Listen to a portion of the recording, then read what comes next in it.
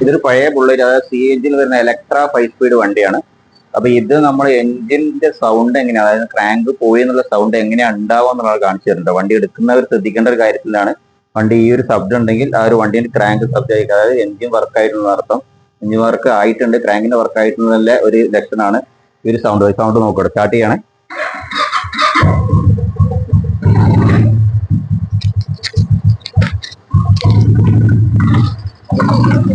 ശബ്ദം നോക്കുക.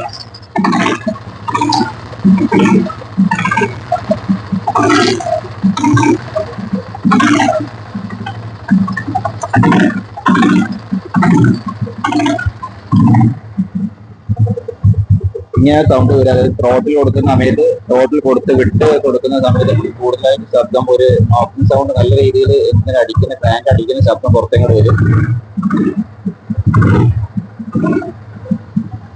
ഈ ശബ്ദം കൂടുതലായിട്ട് ഫീൽ ചെയ്യൽ തുടക്കത്തിൽ ഏറ്റവും കൂടുതൽ ഫീൽ ചെയ്യൽ വണ്ടി കയറ്റം കിട്ടുന്ന സമയത്താണ്. വണ്ടി എടുക്കുന്ന സമയത്ത് ഒന്ന് കയറ്റം വലിപ്പിച്ച് നോക്കുക. ആ സമയത്ത് എഞ്ചിനൊന്ന് അടി വരുന്നുണ്ടെങ്കിൽ അത് ക്രാങ്കിന്റെ സ്റ്റാർട്ടിങ് സൗണ്ട് ആയിരിക്കും.